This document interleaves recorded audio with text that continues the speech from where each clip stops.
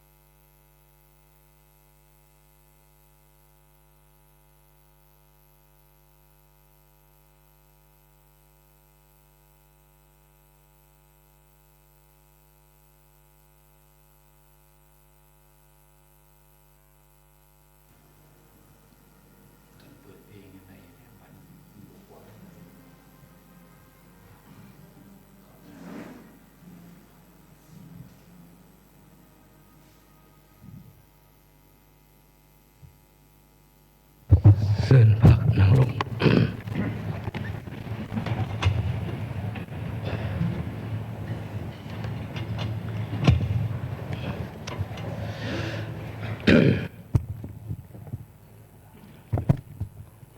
ขอเฮียนท่านทองรุ่นศรีสุริตเลขาธิการใหญ่คณะบริหารศูนย์กลางพรรคประชาชนปฏิวัติลาวประธานประเทศแห่งสาธารณรัฐประชาธิปไตยประชาชนลาวที่เคารพนับถืออย่างสูงมาตรฐานกระนำขันสูงอดีตกระนำขันสูงของพรรคกลัดที่นับถือท่านนายกรัฐมนตรีมาตรฐานสมาชิกรัฐบาลที่นับถือมาตรฐานสมาชิกสภาแห่งชาติมาตรฐานทูตนุทูตผู้ต่างหน้าองค์การจัดตั้งสากลประจำลาวแขกที่มีเกียรติเทียบถือหักแพงทั้งหลายโดยปฏิบัติตามมาตรา58ของรัฐธรรมนูญและมาตรา57ของกฎหมายว่าโดยสภาแห่งชาติมื้อนี้กองประชุมสมัยสามัญเทือนที่10ของสภาแห่งชาติสุดที่9ได้ไขขึ้นอย่างเป็นทางการและท่ามกลางบรรยากาศที่ทั่วพรรคทั่วรัฐทั่วกำลังประกอบอาวุธและทั่วปวงชนลาวทั้งชาติร่วมสุมใส่จัดตั้งปฏิบัติมติกองประชุมใหญ่ครั้งที่11ของพรรคแผนพัฒนาเศรษฐกิจสังคมแห่งชาติ5ปีครั้งที่9สมัยท้ายสมัยเข้าสู่เวียงานตัวจริงของแต่ละโครงเขตอย่างตั้งหน้าบรรดาองค์คณะพรรคกระทรวงองค์การท้องถิ่นต่างๆได้ดำเนินกองประชุมใหญ่ผู้แทนของตนโดยผลสำเร็จอันจบงานทุกประการและมาถึงปัจจุบันนี้ทั่วประเทศพ่วมมีขบวนการกาเกียมเฉลิมฉลองวันสถาปนาสาธารณรัฐประชาธิปไตยประชาชนลาวครบรอบ50 ปีและวันเกิดของประธานไกรสอนผู้บริหารครบรอบ105 ปีด้วยกิจกรรมต่างๆอย่างฟุดฟื้นและทั่วภาคพ่วมซุ่มใส่กาเกมหอมด้านให้แก่การดำเนินกองประชุมใหญ่ผู้แทนทั่วประเทศครั้งที่2ของตนและกาเกมในการเลือกตั้งสมาชิกสภาแห่งชาติสุดที่10และสมาชิกสภาประชาชนขังแสวงสุดที่5ที่จัดขึ้นในต้นปี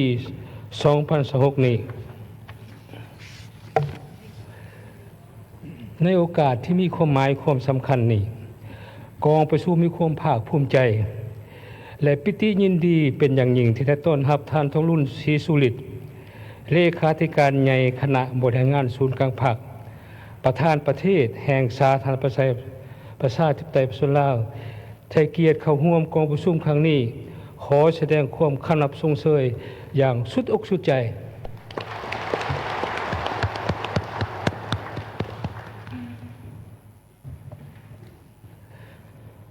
ขอแสดงความขอบคุณส่งเสยและยินดีต้อนรับประธานการนำขันสูงและอดีตการนำขันสูงของพรรคไกรรัฐ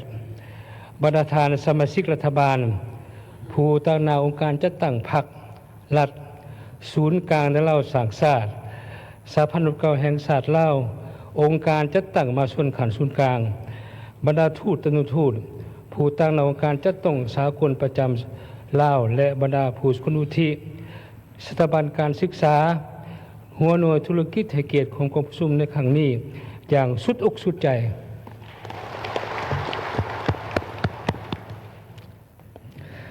ขอแสดงความขนับชมเชยมายังบรรดาทานสมาชิกสภาแห่งชาติ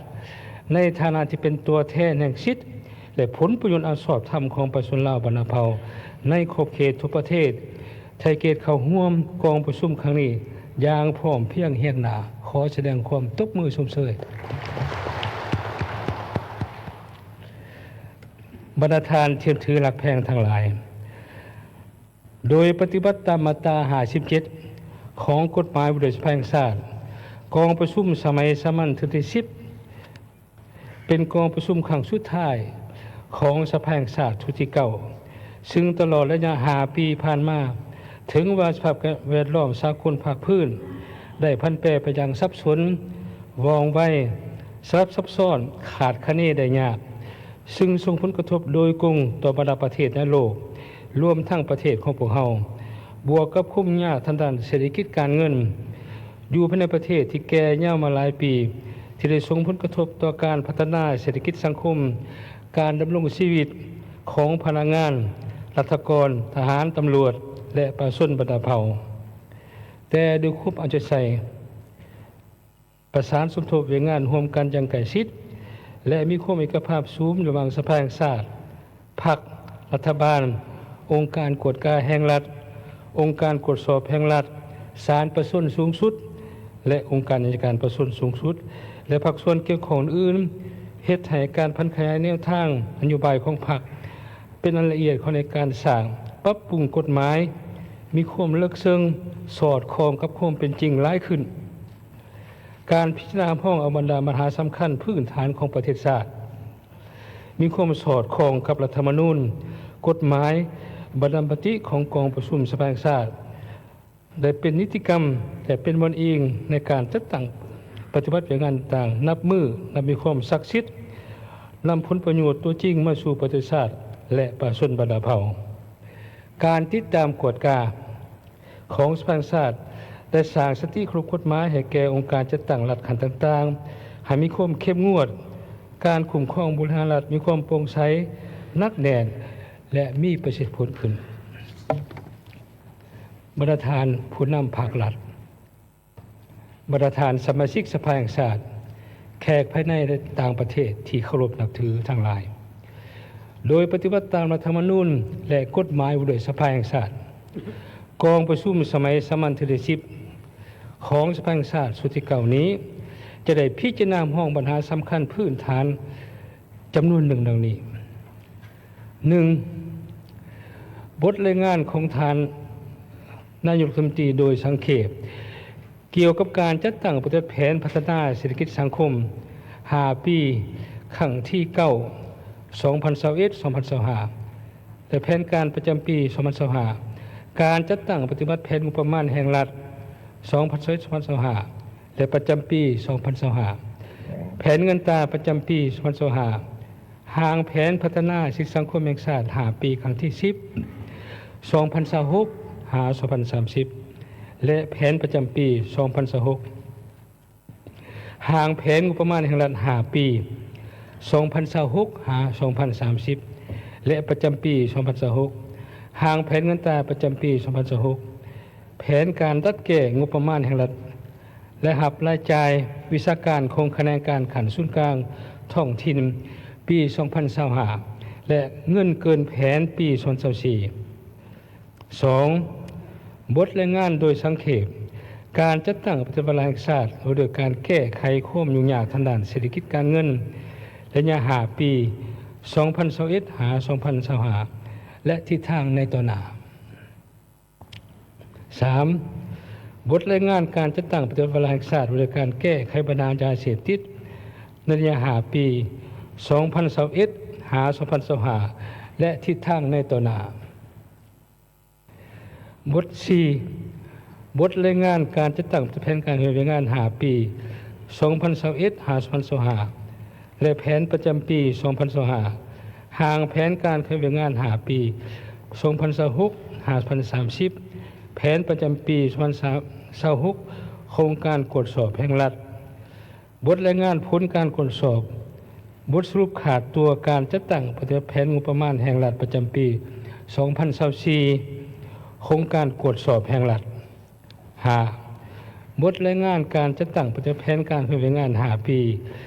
2021-2025 แผนประจำปี 2025 และแผนการเคลื่อนงาน5ปี 2026-2030 แผนประจำปี 2026 โครงการกวดกาแห่งรัฐบทรายงานผลการกวดกาตามผลการกวดสอบปี 2023 โครงการกวดกาแห่งรัฐ 6. บทรายงานการจัดตั้งแผนการเคลื่อนงาน5ปี 2021-2025 แผนประจำปี 2025 ห่างแผนการเคลื่อนงาน5ปี 2026-2030 และแผนประจำปี 2026 ของศาลประชาชนสูงสุด 7. บทรายงานการจัดตั้งแผนการเคลื่อนงาน5ปี 2021-2025 แผนประจำปี 2025 และห่างแผนการเคลื่อนงาน5ปี 2026-2030 แผนประจำปี 2026 โครงการอัยการประชาชนสูงสุด บทรายงานการปฏิบัติการเคลื่อนงาน5ปี 2021-2025 แผนประจำปี 2025 ของสภาแห่งชาติสุดที่ 9 และวิงานจุดสุมฮอดกองประชุมขังปฐมฤกษ์ของสภาแห่งชาติสุดที่ 10 ห่างแผนการเคลื่อนงาน5ปี 2026-2030 แผนประจำปี 2026 ของสภาแห่งชาติสุดที่ 10 9. บทรายงานการกาเกียมวิงานเลือกตั้งสมาชิกสภาแห่งชาติสุดที่ 10 และสมาชิกสภาผู้แทนขันแขวงสุดที่ 5 10. มอบใบยังยืนการสำเร็จปฏิบัติหน้าที่และการโยงโย่ให้แก่สมาชิกสภาแห่งชาติสุดที่ 9 นอกนั้นกองประชุมครั้งนี้ยังจะได้รับฟังการชี้แจงของสมาชิกรัฐบาลและภาคส่วนเกี่ยวข้องจำนวนหนึ่งต่อบรรดาคำซักถามของบรรดาทานสมาชิกสภาแห่งชาติบรรดาทานที่ถือหลักแพงทั้งหลายกองประชุมสมัยสามัญที่10ครั้งนี้จะได้ค้นคว้าพิจารณาห้องเอาปัญหาสำคัญพื้นฐานของประเทศชาติฉะนั้นเพื่อรับประกันเหตุให้การตกลงของกองประชุมมีคุณภาพมีมากมีผลและบรรลุผลตามแผนการที่วางไว้ในนามประธานกองประชุมข้าพเจ้าค่อยห้องมายังทุกภาคส่วนเกี่ยวของจงพร้อมกันเป็นจิตหนึ่งใจเดียวสุมทุ่มเทแห่งสติปัญญาเข้าในการดำเนินกองประชุมสภาแห่งชาติให้มีความสำเร็จทุกประการเป็นต้นการสนองข้อมูลการค้นคว้าวิเคราะห์วิจัยปัญหาต่างๆให้ละเอียดจ้าแจ้งเพื่อให้การพิจารณาห้องปัญหาสำคัญของชาติมีความสอดคล้องกับแนวทางนโยบายของพรรครัฐธรรมนูญกฎหมายนำมาผลประโยชน์ตัวจริงมาสู่ประเทศชาติก็คือประชาชนบรรดาเผ่าข้าพเจ้าคือห้องมัญญบรรทานสมาชิกสภาแห่งชาติจงนำใส่สิทธิประชาธิปไตยของตนตามรัฐธรรมนูญกฎหมายที่ได้กำหนดไว้เสริมขยายหัวคิดประดิษฐ์สร้างเสริฐสู้ความรับผิดชอบการเมืองของตนในการสูมสติปัญญาของในการค้นคว้าเนื้อในอย่างลึกซึ้งประกอบความเห็นต่อปัญหาต่างอย่างถี่ถ้วนสร้างสรรค์หัดกุมภาวะวิสัยมีเหตุมีผลสอดคล้องกับทางเปลี่ยนแปลงใหม่ของพรรคสภาพความเป็นจริงทางด้านเศรษฐกิจสังคมของประเทศชาติในปัจจุบันพร้อมกันสอกหาวิธีการมาตรการแก้ไขที่แท้เหมาะกับความเป็นจริงและมีข้อเสนอต่อรัฐบาลเพื่อนำไปพิจารณาแก้ไขต่อปัญหาหีบด่วนเข่งห้อนที่ประชาชนก็คือสังคมคล่องค่อยให้พร้อมนี้แก้ไขเพื่อให้เป็นรูปธรรมร้ายขึ้นกว่าเก่าพร้อมกันนั้นก็เพื่อสร้างความเป็นเอกภาพสูงต่อบรรดาเนื้อในที่สำคัญมาค้นคว้าพิจารณาในกองประชุมครั้งนี้ให้มีประสิทธิผลสามารถทำห้องออกเป็นมติและนำไปจัดตั้งปฏิบัติอย่างเป็นรูปธรรมอย่างแท้จริงในโอกาสอันสง่าราศีนี้ ในนามประธานกองประชุมข้าพเจ้าขอประกาศเปิดกองประชุมสมัยสามัญที่10ของสภาแห่งชาติสุดที่เก้าอย่างเป็นทางการนับแต่นี้เป็นต้นไปขอขอบใจ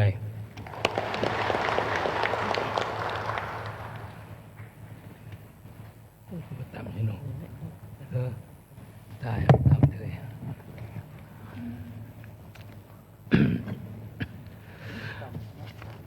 เวลาต่อไปนี้โดยปฏิบัติตามตารางของกองประชุมเวลาต่อไปนี้เวลาทำอิฐต่อไปข้าพเจ้าขอถือเป็นเกียรติเฮียนเชิญท่านสอนชัยศรีพันดรนายกรัฐมนตรีขึ้นรายงานการจัดตั้งปฏิบัติแผนพัฒนาสิทธิสังคมแห่งชาติ5 ปีครั้งที่9แผนประจำปี 2025การปฏิบัติงบประมาณแห่งรัฐปี 2021-2025 แผนประจำปี 2025 แผนเงินตราประจำปี 2025 ห่างแผนพัฒนาสังคมแห่งชาติ5 ปี 2026-2030 และแผนประจำปี 2026 ห่างแผนงบประมาณแห่งรัฐ5 ปีครั้งที่10 2030 แผนประจำปี 2026 และแผนเงินตราประจำปี 2026 การจัดแก้งบประมาณแห่งรัฐและรับราชการของคะแนนขันศูนย์กลางท้องถิ่นปี2025เงินเกินแผนปี2024ต่อไปโคเชิญใส่เวลา50 นาทีโอ้50 นาที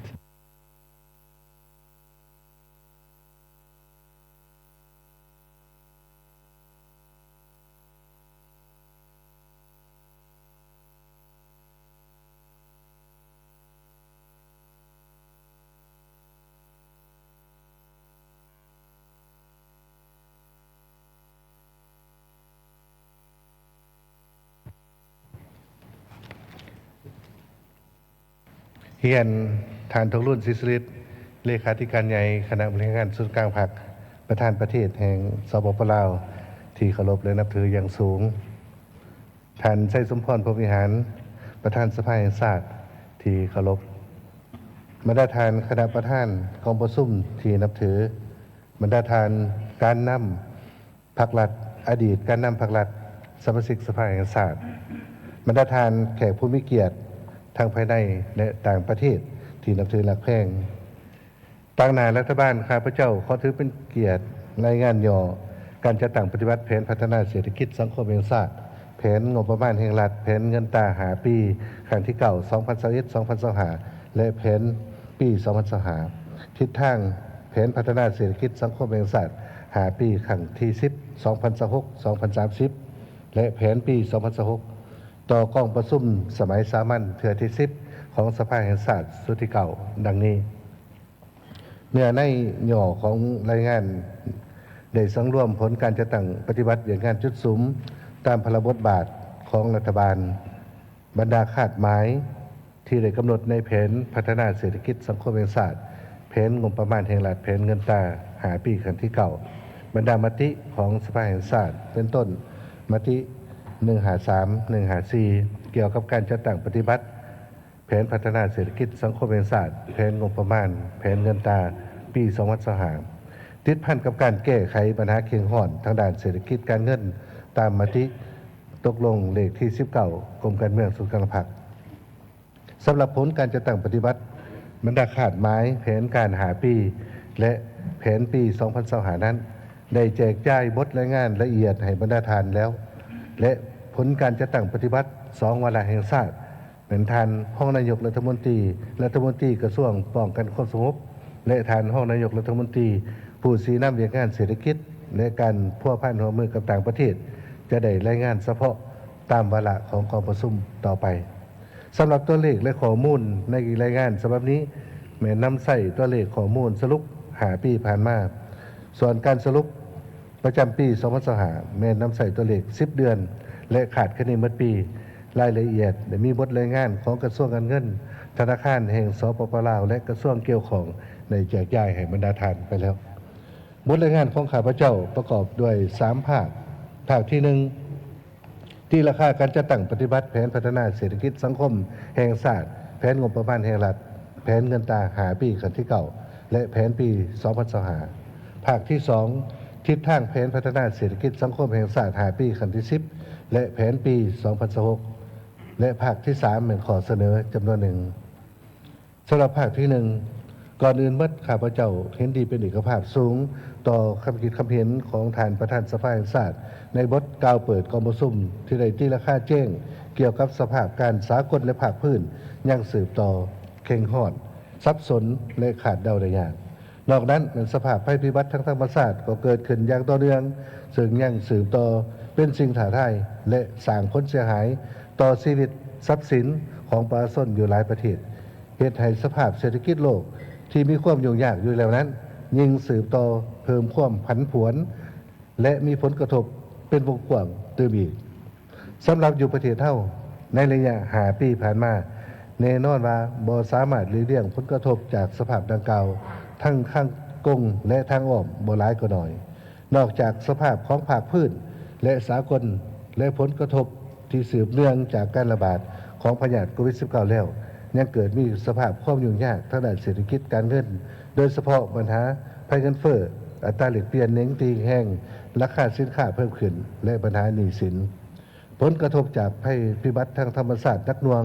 เหตุให้เกิดมีสภาพฝนตกหนักอยู่หลายแขวงในทั่วประเทศพาให้เกิดมีสภาพน้ำท่วมและน้ำป่าไหลสู่ในแต่ละปีโดยส่งผลกระทบต่อชีวิตการเป็นอยู่ทรัพย์สินของประชาชนและสร้างความเสียหายต่อโครงสร้างพื้นฐานทางด้านเศรษฐกิจสังคมและสิ่งแวดล้อมของประเทศเฮาต่อสภาพการดังกล่าวรัฐบาลและองค์การปกครองท้องถิ่นได้สืบต่อพันขยายและแก้ไขปัญหาร่วมของชาติอย่างต่างหน้าโดยภายใต้การนำพาซี่นำอย่างใกล้ชิดของศูนย์กลางพรรคและติดตามกวดกาสนับสนุนอย่างเป็นปกติของสภาแห่งชาติการประกอบส่วนของทุกภาคส่วนในสังคมและการช่วยเหลือสนับสนุนจากคู่ร่วมพัฒนาองค์การจัดตั้งสากลและประเทศเพื่อนมิตรได้เฮ็ดให้การพัฒนาเศรษฐกิจสังคมของประเทศเฮายังสืบต่อขยายตัวอย่างต่อเนื่องซึ่งสามารถสังรวมผลสำเร็จด้วยสังเขปในแต่ละด้านดังนี้1ของเขตป้องกันศาสตร์ป้องกันความสงบได้สืบต่อสมใส่จัดตั้งปฏิบัติแนวทางป้องกันศาสตร์ป้องกันความสงบทั่วปวงชนหอบด้านอย่างต่างหน้าเป็นต้นแม่นซุ้มใส่ปฏิบัติ4หน้าที่ใหญ่26แผนงานของกำลังป้องกันศาสตร์4แผนงาน41โครงการของกำลังป้องกันความสงบได้สำเร็จตามระดับขาดหมายที่วางไว้ได้ซุ้มใส่การจัดส่งกำลังลงก่อสร้างหากฐานการเมืองติดพันกับการพัฒนาชนบทหอบด้านอย่างมีจุดสุมสกัดกั้นและต้านทุกการเคลื่อนไหวของกลุ่มคนบดีโดยเฉพาะแม้นได้แก้ไขสภาพความบ่สงบตามบริเวณชายแดนอย่างทันการด้วยมาตรการและวิธีการที่คล่องแคล่วนิ่มนวลเฮ็ดให้สภาพได้กลับคืนสู่ปกติโดยไวพร้อมกันนั้นก็ได้สืบต่อสมใส่ปฏิบัติ6เวียกจุดสุมที่ได้กำหนดไว้ในวาระแห่งชาติว่าโดยการแก้ไขปัญหายาเสพติดและสืบต่อแก้ไขบรรดาปรากฏการณ์หย่อท่อต่างๆที่เกิดขึ้นในสังคมตามคำสั่งเลขที่27ของนายกพร้อมดังก็ได้ร่วมกับอำนาจการปกครองท้องถิ่นในการแก้ไขภัยพิบัติทางธรรมชาติที่เกิดขึ้นในแต่ละปีเพื่อกอบกู้เอาผู้เข้าให้และฟื้นฟูแก้ไขผลกระทบกันต่อกันเป็นอยู่และทรัพย์สินของประชาชนให้กลับคืนสู่สภาวะปกติโดยไวจากผลสำเร็จดังกล่าวได้เฮ็ดให้พวกเฮาสืบต่อ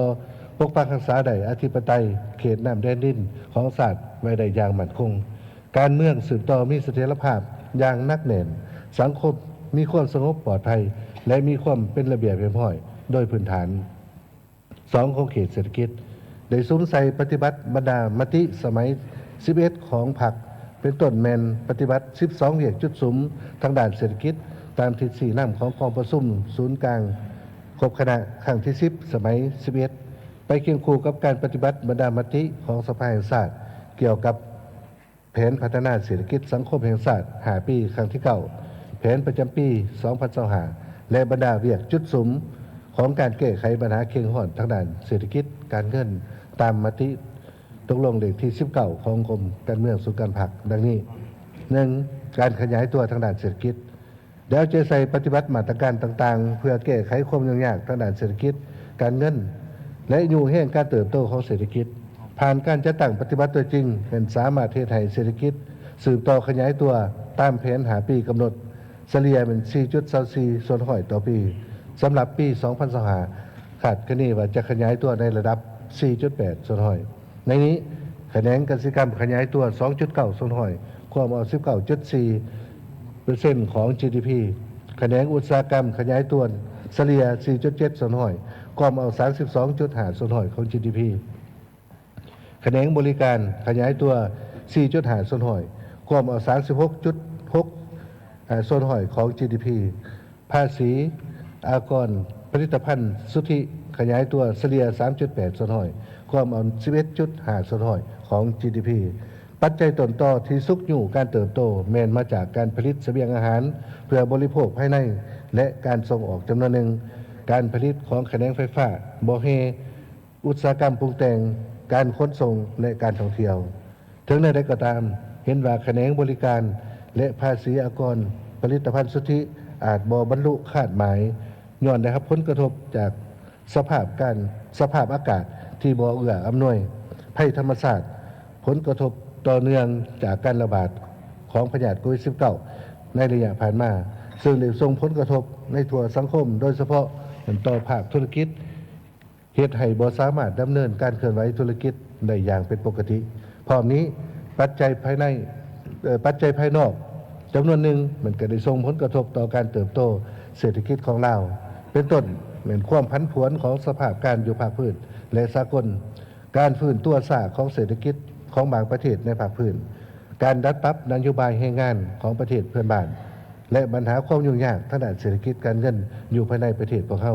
จึงได้สร้างความกดดันด้านเงินตราเฮ็ดให้เกิดมีสภาพเงินเฟ้ออัตราแลกเปลี่ยนผันผวนราคาสินค้าเพิ่มสูงขึ้นเป็นต้นเหมือนสินค้านำเข้ากระทบต่อค่าครองชีพและเฮ็ดให้แรงงานลาวหลั่งไหลออกไปเฮ็ดเวียกอยู่ต่างประเทศและอื่นๆ 2. การปฏิบัติแผนพัฒนาการปฏิบัติแผนงบประมาณแห่งรัฐได้สืบต่อเอาใจใส่ปฏิบัติแผนงบประมาณแห่งรัฐตามทิศบุกทะลุและเป็นเจ้าการสูงกว่าเก่าโดยหันเป็นทันสมัยและก็พัฒนาเครื่องมือเก็บรายรับเคียงคู่กับการขยายฐานรายรับเพิ่มทวีการกวดกล้าต้านและสกัดกั้นการหัวไหลของรายรับงบประมาณเป็นต้นการลักลอบหนีภาษีลบหลีกอากรและพร้อมนั้นก็ได้มอบความรับผิดชอบให้ท้องถิ่นเป็นเจ้าการหลายขึ้นซึ่งผ่านการจัดตั้งปฏิบัติบรรดามาตรการดังกล่าวเฮ็ดให้สามารถเก็บรายรับได้เกินแผน5 ปีซ้อนอันประเด็นการขาดดุลงบประมาณลดลงและก้าวไปสู่การเกินดุลจากขาดดุล 1% ในเมื่อก่อนมาเป็นเกินดุล 1.4% ในปัจจุบันหนี้สินลดลงจาก 112% ของ GDP ในปี 2022 มาเป็น 88% ต่อ GDP ในปี 2025 รายละเอียดได้สำรวจดังนี้ 1. ด้านรายรับงบประมาณระยะ5 ปีผ่านมามันปฏิบัติได้215,000 ตื้อกว่ากีบเท่ากับ 140% ของแผนการ5 ปีหรือเท่ากับ 18.65% ของ GDP ขาดคะแนนเมื่อปี 2025 จะปฏิบัติได้ 77,000 กว่าตื้อเท่ากับ 114% ของแผนปีหรือเท่า20% ของ GDP 2. ด้านรายจ่ายคาดว่าจะสามารถปฏิบัติได้รายจ่ายทั้งหมด 233,000 กว่าตื้อกีบเท่ากับ 123% ของแผน5 ปีและเท่า 17.27% ของ GDP ขาดคะแนนเมื่อปี 2025 เหมือนจะปฏิบัติได้ตามแผนที่สภาได้ห้อง 71,850 ตื้อกีบเท่ากับ 19.16% ของ GDP ซึ่งรายจ่ายส่วนใหญ่แม้ได้สุมใส่รายจ่ายบริษัทสิทธิ์ของรัฐบาลเป็นต้นการเบิกจ่ายเงินเดือนเงินอุดหนุนค่าครองชีพเงินนโยบายต่อภาคส่วนที่เกี่ยวข้องการชำระหนี้สินตามข้อผูกพันสัญญารายจ่ายรับใช้วันสำคัญของภาคของชาติและการเคลื่อนไหวของบรรดากงจักรภาครัฐและอื่น 3. ได้สืบต่อแก้ไขหนี้สินโดยสมใส่การเจรจาเรือนสำรับหนี้การออกพันธบัตรระดมทุนการจัดเก็บเงินกู้ยืมต่อจำกัดการกู้ยืมใหม่ที่บ่มีประสิทธิผลได้ค้นคว้าปรับโครงสร้างหนี้และอื่นเฮ็ดให้ความกดดันด้านหนี้สาธารณะลดลงและได้สร้างความเชื่อมั่นของประเทศเฮาค่อยๆดีขึ้น พร้อมนี้ก็ได้เอาใจใส่แก้ไขหนี้สินการลงทุนของรัฐด้วยรูปแบบต่างๆโดยเฉพาะเหมือนกันแก้ไขหนี้ภัยพิบัติและเพิ่มงบประมาณแก้ไขเวียงงานดังกล่าวการอวยหนี้3J การออกพันธบัตรชำระหนี้ในแต่ละระยะได้ค้นคว้านโยบายหันหนี้เป็นทุนค้นคว้ารูปแบบการแก้ไขหนี้แบบมีสลบ 4. เหมือนการรักษาเสถียรภาพทางด้านเงินตราได้สวมใส่ปฏิบัตินโยบายด้านต่างๆเพื่อรักษาเสถียรภาพให้ค่าเงินกีบและสร้างความเข้มแข็งให้แก่คลังเงินสำรองเงินตราต่างประเทศควบคุมอัตราเงินเฟ้อลดลงและคุ้มครองอัตราแลกเปลี่ยนให้มีความมั่นเที่ยงสิ่งสำคัญเป็นสามารถเฮ็ดให้ส่วนต่างระหว่างอัตราแลกเปลี่ยนในระบบและนอกระบบยับไก่เข้ากันยับยั้งสภาพการปั่นป่วนและเก็งกำไรจากอัตราแลกเปลี่ยนแก้ไขปัญหาการขาดแคลนเงินตราต่างประเทศด้วยการคุ้มครองรายรับงบประมาณที่เป็นเงินตราและเงินตราต่างประเทศจากการส่งออกสินค้าไปต่างประเทศจำกัดการนำเข้าสินค้าฟุ่มเฟือยและสินค้าที่ผลิตได้อยู่ภายในประเทศและการร่วมศูนย์บัญชีคลังเงินแห่งชาติอยู่ธนาคารแห่งสปป.ลาวซึ่งมหาปัจจุบันคลังเงินตราสำรองต่างประเทศสามารถกุมการนำเข้า5.12 เดือนได้ดำเนินนโยบายสินเชื่อเพื่อกระตุ้นเศรษฐกิจและปฏิบัตินโยบายสินเชื่อกระจายลงสู่ท้องถิ่นเพื่อกระตุ้นการผลิตทดแทนการนำเข้าและผลิตเพื่อเป็นสินค้าส่งออกของบรรดาจุลวิสาหกิจขนาดกลางขนาดน้อยกลุ่มบรรดากลุ่มผลิตและครอบครัวชาวเกษตรกรจำนวนหนึ่งหากได้รักษาเสถียรภาพทางด้านการค้าด้านราคาสินค้ารัฐบาลได้วางมาตรการต่างๆในการคุ้มครองราคาสินค้าเนื่องจากระยะ 2021-2023 ราคาสินค้ามีการเน้งติ่งเพิ่มสูงขึ้นย้อนการเพิ่มขึ้นของอัตราเงินเฟ้อบวกกับการอ่อนค่าของเงินกีบแต่ถึงอย่างไรก็ตามด้วยความพยายามของรัฐบาลและองค์การปกครองท้องถิ่นในการบังคับใส่มาตรการต่างๆเหมือนสามารถที่ให้ราคาสินค้าเน้งติ่งขึ้นบ่หลายในปัจจุบันพิเศษรัฐบาลได้มีการปรับปรุงราคาน้ำมันเสือไฟโดยตัดค่ากองทุนทางค่าหยอดสารมาร์เกอร์ค่าธรรมเนียมกวดก้าวคุณภาพและปริมาณน้ำมันและกองทุนน้ำมันออกจากโครงสร้างของราคาน้ำมันโดยให้กระทรวงการเงินจัดเก็บภาษีอากรน้ำมันตามกฎหมายและขึ้นแผนงบประมาณในแต่ละปีให้แก่เวียงงานดังกล่าวที่ได้ตัดออกจากโครงสร้างน้ำมันบวกกับการได้รับผลกระทบทั้งบวกจากการแข็งค่าของเงินกีบและราคาน้ำมันเสือไฟลดลงเมื่อเทียบใส่ระยะก่อน 6. การผลิตกสิกรรมเป็นสินค้าตลอดระยะ5 ปีผ่านมาได้สมความพยายามปรับปรุงบูรณะพื้นฐานวัตถุเทคนิคขับใส่แก่การผลิตกสิกรรมป่าไม้เพื่อห้องรับการผลิต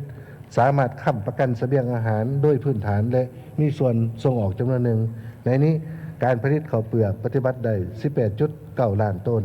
เฉพาะปี2025ผลิตได้ 3.7 ล้านต้นเท่ากับ 96.6 ส่วนหอยของแผนการปีการผลิตเสบียงอาหารเฉลี่ยปฏิบัติได้ 2.4 ล้านต้นต่อปีการผลิตพืชเป็นสินค้าปฏิบัติได้ 9.5 ล้านต้นต่อปีสำหรับ2025เหมือนบรรลุได้ 12.37 ล้านต้นลื่นขาดหมาย 30.21 ส่วนหอยมูลค่าส่งออกผลิตภัณฑ์เกษตรกรรมเฉลี่ยเท่ากับ 1.5 ตื้อดอลลาร์สหรัฐต่อปีลื่นแผน 31.49 ส่วนหอยเฉพาะ10 เดือน 2025แม่นปฏิบัติได้ 1.5 ตื้อดอลลาร์สหรัฐลื่นแผนการ 0.51 ส่วนหอยมูลค่าผลิตภัณฑ์อุตสาหกรรมปรุงแต่งและหัตถกรรมปฏิบัติได้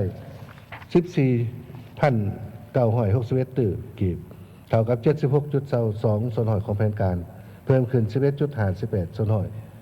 ขาดคะแนนเมื่อปี 2025จะบรรลุได้ตามแผนการ 19,629 ตื้อกีบในนี้ปี 2025 สหรัฐอเมริกาได้ประกาศเพิ่มอัตราภาษีนำเข้าสินค้าต่อประเทศเฮาและบรรดาประเทศต่างๆในโลกซึ่งรัฐบาลก็ได้แต่งตั้งคณะพิสอบซึ่งเป็นสายรองนายกรัฐมนตรี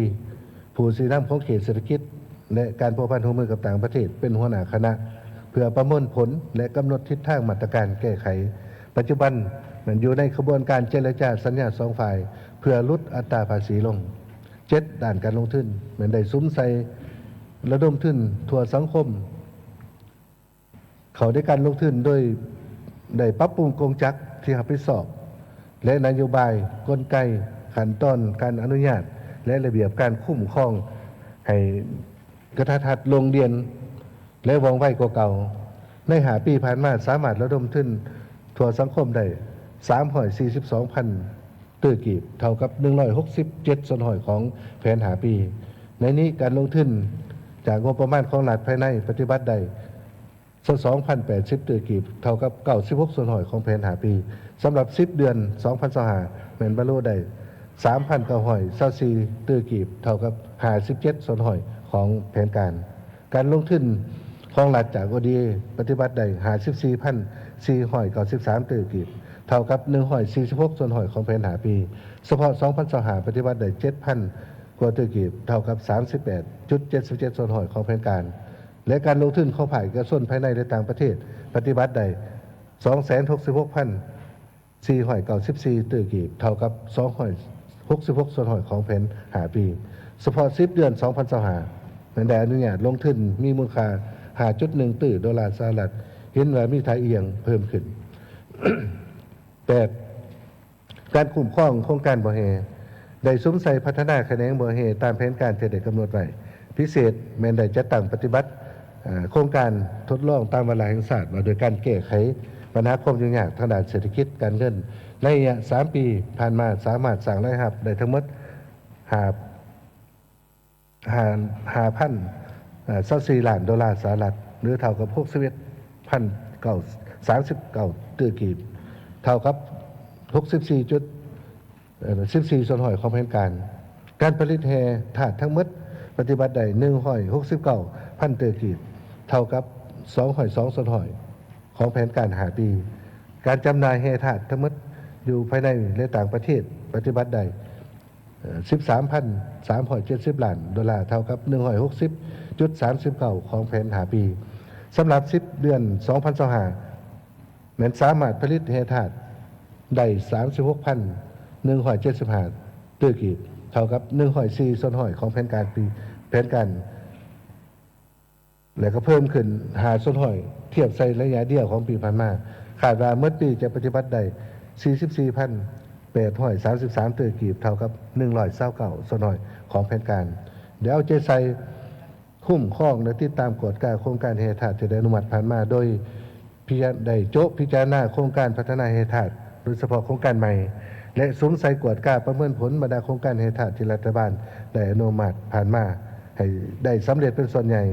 และสามารถจัดประเภทโครงการดีกลางออนไลน์สำหรับโครงการที่ถือจัดประเภทออนและออนไลน์แม้นได้แจ้งเตือนเป็นแต่ละกรณีถ้าครบเวลาแจ้งเตือนแล้วยังบ่สามารถปรับปรุงแก้ไขแม้นยกเลิกโครงการและถอนโครงการขึ้น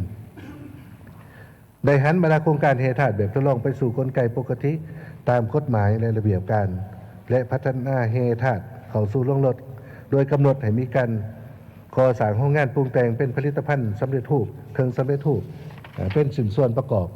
และได้ออกคำสั่งว่าโดยการติดตามกฎการแก้ไขปัญหาคุดคนข้ามตกขอนดูดแห่ดูดทรายตามบรรดาสายนำของห่วยและเพิ่มความเข้มงวดในการคุ้มครองคุดคนแห่ถาดในขอบเขตทั่วประเทศโดยได้แต่งตั้งคณะสมคิดตามข้อตกลงเลขที่47วันที่25 เมษายน 2565ลงติดตามกวดการและแก้ไขแต่ละกรณีสมทบกับท้องถิ่นที่เกี่ยวข้อง9ด้านพลังงานได้ซุ้มใส่พัฒนาตามทางแห่งบ่มซ่อนด้านพลังงานซึ่งใน5 ปีแม้นสามารถผลิตพลังงานไฟฟ้าได้ 251 ล้านกิโลวัตต์โมงเท่ากับ90.93 ส่วนหอยของแผน5 ปีคิดเป็นมูลค่า259,603 ตื้อกีบเท่ากับ184.27 ส่วนหอยของแผน5 ปีสำหรับ10 เดือนปี2025สามารถผลิตไฟฟ้าได้ 41,777 ล้านกิโลวัตต์โมงเท่ากับ 78.15 ส่วนหอยของแผนการปีขาดคะแนนเมื่อปีจะเกินแผน105.45 ส่วนหอยคิดเป็นมูลค่า 73,123 ตื้อกีบพร้อมนั้นก็ได้ส่งขายกระแสไฟฟ้าไปต่างประเทศเหมือนบรรลุได้ 195,602 ล้านกิโลวัตต์โมงเท่ากับ117.87 71ส่วนหอยของแผนการได้สวมใส่แก้ไขสภาพการขาดแคลนไฟฟ้าโดยเล็งสร้างพลังงานไฟฟ้าแสงตะเวนขนาดน้อยขนาดกลางโดยสวมใส่บรรดาสถานีในจุดที่ขาดแคลนและสวมใส่ซุกอยู่บรรดาโครงการพลังงานไฟฟ้าที่ได้รับอนุมัติแล้วให้ได้ดำเนินการก่อสร้างตามแผนได้ทบทวนการปรับขึ้นราคากระแสไฟฟ้าและมีมาตรการแก้ไขราคาไฟฟ้าตามมติ11ของรัฐบาลโดยได้กำหนดมาตรการแก้ไขระยะ6 เดือนท้ายปี2025ซึ่งได้ดัดปรับค่าผ่านสายส่งลงและบ่ให้เพิ่มขึ้นเป็นแต่ละเดือนคือผ่านมาซึ่งสามารถที่ให้ราคาไฟฟ้าลดลงและลดผ่อนหางเสียงโจมตีของสังคมไปเคียงคู่กับการปฏิบัติมาตรการระยะกลางระยะยาว 10. การปฏิรูปรัฐวิสาหกิจได้สวมใส่ปฏิรูปรัฐวิสาหกิจโดยเฉพาะเป็นสวมใส่4รัฐวิสาหกิจใหญ่และสำคัญคือรัฐวิสาหกิจไฟฟ้าลาวรัฐวิสาหกิจการบินลาวรัฐวิสาหกิจน้ำมันไฟและธนาคารนโยบายเห็นว่ามีความคืบหน้าดีพอสมควร 11. ได้ปรับปรุงยกระดับพื้นฐานโครงสร้างคมนาคมขนส่งโดยสวมใส่ยกระดับฟื้นฟูและบูรณะซ่อมแปลงโครงสร้างพื้นฐานคมนาคมขนส่งในทั่วประเทศตามความสามารถของงบประมาณและการค้นคว้าแรงขึ้นจากสากลการมีส่วนร่วมของทุกภาคส่วนในสังคมเป็นต้นมันได้สำเร็จการก่อสร้างและเปิดการทำใส่เส้นทางรถไฟลาวจีนทางรถไฟลาวไทยระยะ2ซุกอยู่การขนส่งซุกอยู่การก่อสร้างทางด่วน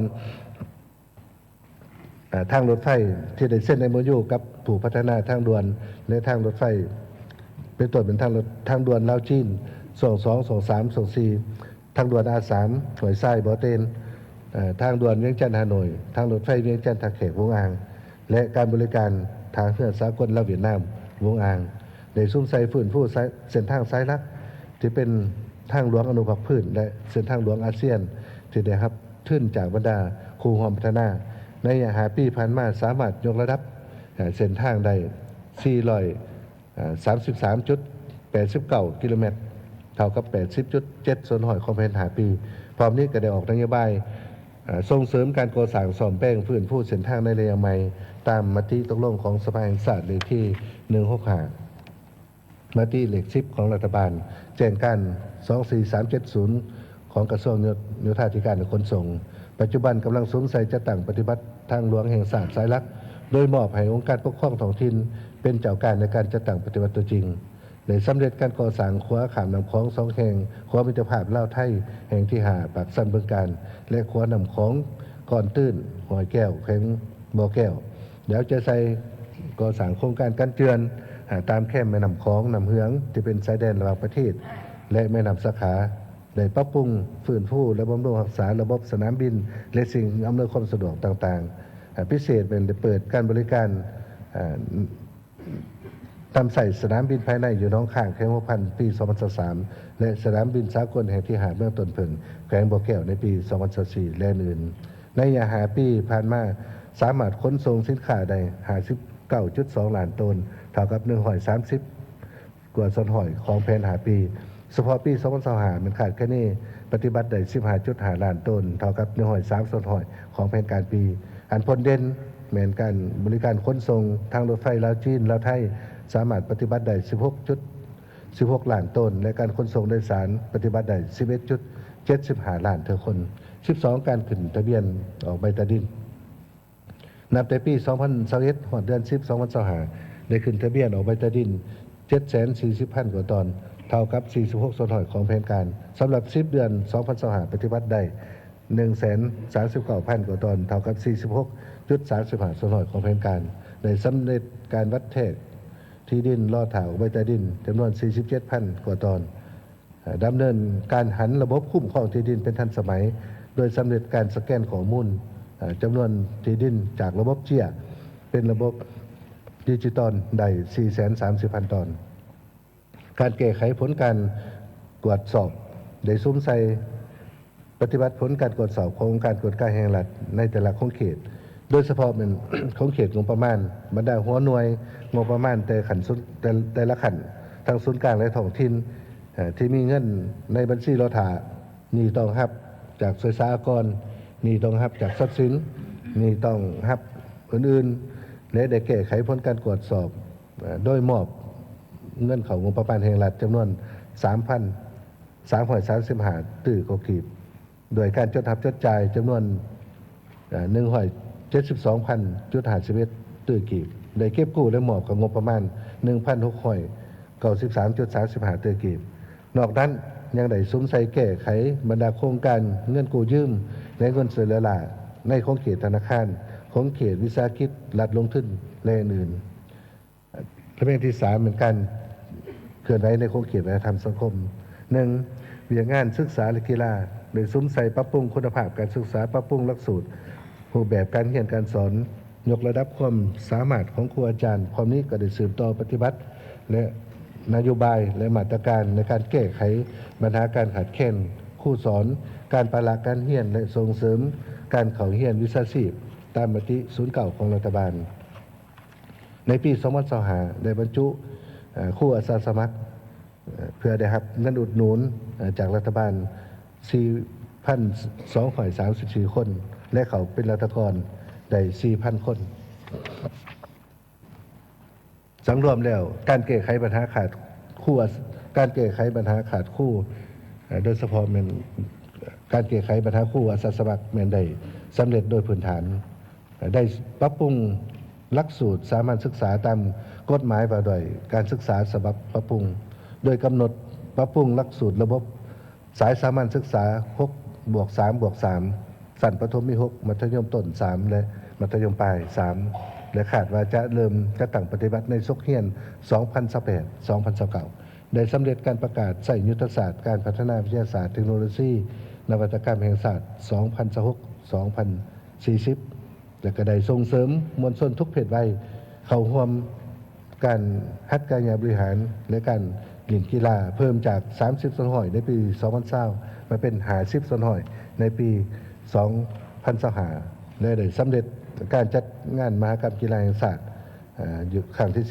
11กีฬาคนพิการครั้งที่3อยู่เชียงของกีฬามัธยมครั้งที่7อยู่สารานปัจจุบันกาเกียมกีฬาแห่งศาสตร์ครั้งที่12และกีฬาคนพิการครั้งที่4อยู่นครหลวงจันทร์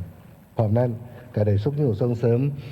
บรรดาสาพันธ์นักกีฬาทีมชาตินักกีฬาที่มีพรสวรรค์เข้าร่วมการแข่งขันระดับสากลอยู่ภาคพื้นและพิเศษเป็นสโมสร WIG นาการรุ่นเยาวชนสามารถได้แชมป์โลกซึ่งขันไอเบิร์กคัพอยู่ที่ประเทศโปรตุเกสและป้องกันแชมป์อยู่สโมสรภาคพื้นอยู่สปอร์จีนเป็นครั้งที่2ซึ่งที่3ผลงานและชื่อเสียงในวงการกีฬาบาสเกตของลาวในวิธีภาคพื้นและสากลเวียงงานสาธารณสุขมันได้เร่งปรับปรุงคุณภาพการบริการสาธารณสุขในสถานบริการสาธารณสุขในขอบเขตทั่วประเทศตามนโยบายหาดีหนึ่งพอใจสมใส่ปรับปรุงพื้นฐานโครงสร้างประกอบบุคลากรในอุปกรณ์การแพทย์ที่ทันสมัยอยู่ขันศูนย์กลางและท้องถิ่น3เวียงงานให้งานสวัสดิการสังคมเดี๋ยวจะใส่พัฒนาสีมือให้งานในดีขึ้นเพื่อตอบสนองความเป็นห่วงต่อการของตลาดให้งานในรูปแบบต่างๆส่งเสริมการจัดหาเบียดเขตการทำเข้าสู่ตลาดให้งานภายในต่างประเทศการขึ้นทะเบียนให้งานเล่าที่มีความต่อการเฮ็ดเวียกอยู่ภายในและต่างประเทศและปรับปรุงและเปิดการนำใส่ระบบฐานข้อมูลขึ้นทะเบียนให้งานต่างประเทศที่เขามาเฮ็ดเวียกอยู่สปป.ลาวและก็ได้ช่วยเหลือสุขเสริญเป็นเครื่องอุปโภคบริโภคให้แก่ประชาชนที่ได้รับผลกระทบจากภัยพิบัติจากต่างประเทศพร้อมกันนั้นก็ได้ค้นคว้าและจัดตั้งปฏิบัตินโยบายต่อผู้ที่มีผลงานความดีในภารกิจการปฏิวัติศาสตร์ประชาธิปไตยระยะผ่านมา4เวียงงานแถลงข่าวได้พยายามยกระดับเครื่องมือเวียงงานแถลงข่าวการออกข่าวให้เป็นทันสมัยด้วยหลาย2ทางผ่านการจัดตั้งปฏิบัติเฮ็ดให้การออกข่าวทันสภาพการเก่าๆและสามารถที่ถอยเป็นเก่าๆบรรดาสื่อสังคมที่ออกข่าวบิดเบือนความจริง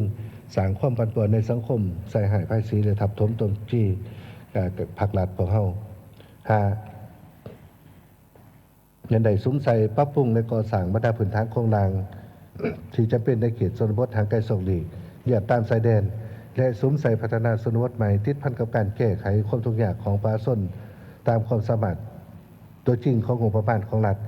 และการระดมการช่วยเหลือจากต่างประเทศการปลุกระดมทั่วสังคมมีส่วนร่วมในกิจการดังกล่าวปัจจุบันนี้กำลังดำเนินการประเมินความคืบหน้าการจัดตั้งปฏิวัติดำรัส38ว่าโดยมาตรฐานการพ้นทุกข์และการพัฒนาซึ่งคาดว่าจะสำเร็จในถ่ายปี2025นี้เรื่องที่4ของเขตการปกครองกับบริหารรัฐและยุติธรรม1ไม่ได้สุมใส่ปรับปรุงกงจักรการจัดตั้งตามมติของศูนย์กลางเลขที่03มติของสภาแห่งชาติเลขที่05ให้สำเร็จตามแผนการที่วางไว้และได้สืบต่อสุมใส่สร้างและปรับปรุงกฎหมายก็คือนิติกรรมลุมกฎหมายให้ทันการและกับการเปลี่ยนแปลงและการขยายตัว ของเศรษฐกิจสังคมการปรับปรุงกงจักรการจัดตั้งพร้อมนั้นก็ได้กวดกล้าและประเมินขึ้นกันปฏิบัตินิติกรรมต่างๆในระยะผ่านมาโดยเฉพาะเป็นนิติกรรมในของเขตพัฒนาเหตุธาตุ2มันได้ปรับปรุงกลไกคุ้มครองการลงทุนภายในและต่างประเทศให้กระทัดรัดกว่าเก่าสามารถค้นคว้าพิจารณาการอนุมัติลงทุนได้ไวขึ้น 3. เอาใจใส่สี่น้ำการปฏิบัติคำตัดสินของศาลที่ใส่ได้อย่างเด็ดขาดปรับปรุงวิธีการปฏิบัติให้ว่องไวโปร่งใสมีประสิทธิผลสูงขึ้นและเป็นที่ 4ของเขตการต่างประเทศได้ปรับปรุงการเคลื่อนไหวเวียงการต่างประเทศอย่างมีไหวพริบและทันสภาพการตามทิศการตรวจป้องกันเหตุแบบบุกทะลุโดยได้เคลื่อนไหวเยี่ยมย่ำบรรดาประเทศเพื่อนมิตรและเข้าร่วมบรรดากองประชุมสากลของการนำภาครัฐได้ต้อนรับการมาเยี่ยมย่ำรัฐกิจเยี่ยมยามทางการของบรรดาผู้นำประเทศเพื่อนมิตรองค์การจัดตั้งสากลอยู่สปปลาว 2. พิเศษเหมือนในปี2024ประเทศพวกเราได้ครับเกียรติเป็นเจ้าภาพจัดกองประชุมสุดยอดอาเซียนครั้งที่44-45และบรรดากองประชุมสุดยอดที่เกี่ยวของซึ่งได้รับผลสำเร็จอย่างจำกัดเฮ็ดให้บทบาทอิทธิพลของสปปลาวในเวทีภาคพื้นและสากลได้รับการยกสูงขึ้นกว่าเก่าพร้อมนี้ก็ได้สุมใส่ผันขยายผลกองประชุมเกี่ยวกับการปฏิบัติแผนหัวมือ2ฝ่ายกับบรรดาประเทศเพื่อนมิตรยุทธศาสตร์เป็นต้นกับสปจีนสเวียดนามและประเทศอื่นๆโดยได้ออกข้อตกลงกำหนดหน้าเวียกได้ความรับผิดชอบในการจัดตั้งปฏิบัติละเอียดตัวจริง 3. มันได้สำเร็จเข้าร่วมกองประชุมสุดยอดอาเซียนครั้งที่46-47และกองประชุมสุดยอดที่เกี่ยวข้องที่ประเทศมาเลเซียและกองประชุมสากลอื่นๆเรื่องที่ 4ปัญหาที่คงค้าง 1. การปรับปรุงก่อสร้างหลักฐานการเมืองการพัฒนาส่วนบทของด้านมีบางบอนบ่ทันแข็งแรงและนักแน่นการคุ้มครองการเคลื่อนไหวการเคลื่อนย้ายของพลเมืองภายในและต่างประเทศบางท้องถิ่นยังบ่ทันเข้มงวดปรากฏการณ์ย่อท้อในสังคมยังเกิดขึ้นอย่างต่อเนื่องและพิทัยเองเพิ่มความรุนแรงขึ้นซึ่งปัญหาเหล่านี้ยังบ่ทันได้รับการแก้ไขอย่างเด็ดขาดถึงกกถึงหากเท่าที่ควร 2. การแก้ไขเศรษฐกิจนอกระบบยังบ่ทันแข็งแรงเท่าที่ควรเฮ็ดให้สภาพการเคลื่อนไหวธุรกิจเถื่อนวิสาหกิจเอกชนบ่ถือบัญชีการลักลอบนำเข้าและส่งออกสินค้าการปฏิบัติธุรกรรมซื้อขายบ่ผ่านธนาคารมีการหัวไหลของเงินต่างประเทศและอื่นๆ 3. การจำกัดการนำเข้าสินค้าฟุ่มเฟือยและสินค้าที่ภายในผลิตได้แล้วถึงว่าได้มีความพยายามแต่ก็บ่ทันสามารถบรรลุได้ตามขาดหมายที่กำหนด 4. การพัฒนาพื้นฐานโครงสร้างโดยเฉพาะเป็นเส้นทางคมนาคมขนส่งยังมีความคืบหน้าช้าการคุ้มครองน้ำหนักและสภาพเทคนิคของรถบรรทุกสินค้าตามสายทางต่างๆยังบ่ทันเข้มงวดเฮ็ดให้เส้นทางเป้เพ่หลายมีหังเสียงเกี่ยวกับการก่อสร้างและปรับปรุงเส้นทางในตัวเมืองนครหลวงจันทร์การปฏิบัติมาตรการซุกยู่และส่งเสริมการลงทุนยังบ่แข็งแรงจึงบ่ทันสามารถดึงดูดได้โครงการลงทุนที่มีประสิทธิผลสูงขนาดใหญ่การคุ้มครองติดตามกวดก้าโครงการสัมปทานต่างๆที่ได้รับอนุมัติไปแล้วยังบ่ทันเข้มงวดและแท้ตัวจริงจึงพาให้เกิดมีความล่าช้าแก่เงาบางโครงการสร้างผลกระทบทั้งลบต่อสิ่งแวดล้อมและสังคมการพัฒนาโครงการให้ทันยังหันไปสู่การปรุงแต่งได้หน่อยส่วนหลายเป็นการส่งออกแฮดิบ 6. การปรับปรุงรัฐวิสาหกิจยังมีความคืบหน้าช้าการแก้ไขสภาพการลุกขึ้นและปัญหาหนี้สินของรัฐวิสาหกิจโดยรวมแม้นยังบ่ทันมีวิธีการแก้ไขที่จะ7. การคุ้มครองสื่อสังคมออนไลน์การเคลื่อนไหวตอบโต้ การแก้ไขบรรดาเป้าหมายก่อความสงบผ่านสื่อออนไลน์ยังบ่ทันสภาพการขาดความแหลมคมและบ่ทันมีหลายรูปหลายสีเข้มงวดเท่าที่ควร8การแก้ไขนโยบายสวัสดิการสังคมและชีวิตการเป็นอยู่ของพนักงานราชการพนักงานผู้ที่มีผลงานต่อประเทศชาติยังบ่ทันบรรลุระดับความจำเป็นของการดำรงชีวิตขั้นพื้นฐาน9การดำเนินคดีตามกระบวนการยุติธรรมยังเฮ็ดบ่ทันได้ดีซักซ่าบางขอดยังบ่รับประกันความโปร่งใสยุติธรรมการชี้นำการปฏิบัติคำตัดสินของศาลยังบ่ทันแข็งแรงและข้างปฏิบัติหลายกรณี10ความตื่นตัวและความเป็นเจ้าการในการปฏิบัติกฎหมายระเบียบมติคำสั่งของกระทรวงองค์การขันสุนกลางองค์การปกครองท้องถิ่นพนักงานเจ้าหน้าที่ผู้ประกอบการจำนวนหนึ่งยังบ่ทันสูงจึงเฮ็ดให้การปฏิบัติตัวจริงบ่ทันเข้มงวดและเด็ดขาดภาคที่2ทิศทางแผนพัฒนาเศรษฐกิจสังคมหาปีแห่งชาติครั้งที่10 2026-2030และแผนปี2026 1แม่นทิศทางหาปีครั้งที่10เนื่องจากว่าเวลาจำกัดและปัจจุบันอนุกรรมการเนื้อในของประชุมใหญ่ครั้งที่12ของพรรคกำลังสืบต่อปรึกษาหรือเกี่ยวกับทิศทางแผนการหาปีต่อหน้าซึ่งจะได้นำเข้าไปผ่านกองประชุมใหญ่ครั้งที่12ของพรรคหลังจากนั้นจึงนำเข้าผ่านในกองประชุมครั้งปฐมฤกษ์ของสภาแห่งชาติสุทธิสิทธิพิจารณาพ้องฉะนั้นข้าพเจ้าขอเสนอบางทิศทางใหญ่ของแผนหาปีครั้งที่10ที่ได้ผ่านการค้นคว้าผ่านมาจำนวนหนึ่งดังนี้1เหมือนซุ้มไซพัฒนาเศรษฐกิจอย่างต่อเนื่องและมีประสิทธิผลซุกอยู่การหันไปสู่โครงประกอบเศรษฐกิจที่มีมูลค่าเพิ่มสูงโดยนำใส่วิทยาศาสตร์เทคโนโลยีนวัตกรรมเปิดกว้างและปรับปรุงเศรษฐกิจตลาดที่ครบสุดและหันเป็นทันสมัยหันเป็นดิจิทัล 2. ซุ้มใส่พัฒนาพื้นฐานของรางหันแบบให้ได้มาตรฐานและสามารถเสริมโยงเสริมจอดโรงเรียนโดยเฉพาะเป็นบุคทะลุในการยกระดับทางหลวงแห่งชาติทางหลวงท้องถิ่นทางชนบท 3. พัฒนาเศรษฐกิจสังคมให้ติดพันกับการปกปักษาทรัพยากรทางธรรมศาสตร์และสิ่งแวดล้อมเร่งปรับตัวเข้ากับการเปลี่ยนแปลงของดินฟ้าอากาศคุดค้นและนำใส่ทรัพยากรธรรมศาสตร์อย่างมีประสิทธิผลสูงสุดและหันไปสู่การปรุงแต่งเป็นผลิตภัณฑ์สำเร็จรูป 4. สร้างพื้นฐานเศรษฐกิจเอกราชเป็นเจ้าตนเองโดยซุ้มใส่การสร้างความสามารถในการผลิตและการบริการภายในเพิ่มที่ทางแห่งบ่มสอนของวิสาหกิจภายในและสามารถเสริมโยงเข้ากับตองโสเพิ่มมูลค่าการผลิตของภาคพื้นและสากลมันเสริมขยายบรรดาคุณค่าทางด้านวัฒนธรรมถือคนเป็นกุญแจสำคัญในการพัฒนาขึ้นมนุษย์ให้มีคุณภาพและมีความเข้มแข็งยกสูงคุณภาพการดำรงชีวิตทางด้านวัตถุจิตใจของประชาชนบรรดาเผ่าสวมใส่แก้ไขความทุกข์ยากของประชาชนกระจายรายได้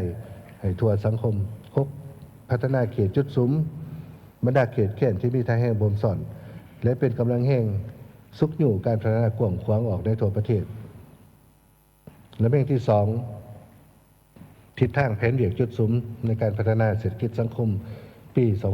2026แผนพัฒนาเศรษฐกิจสังคมแห่งชาติจำปี2026แม้นเป็นปีเริ่มต้นการจัดตั้งปฏิบัติพันขยายมติกองประชุมใหญ่ครั้งที่12ของพรรคแผนพัฒนาเศรษฐกิจสังคมแห่งชาติ5ปีครั้งที่10 2026-2030ทั้งเป็นการสืบต่อปฏิบัติมติ04ว่าโดยการสร้างเศรษฐกิจเอกราชเป็นเจ้าตนเองในระยะใหม่และสืบต่อปฏิบัติ2แห่งชาติฉะนั้นในปี2026รัฐบาลจะสวมใส่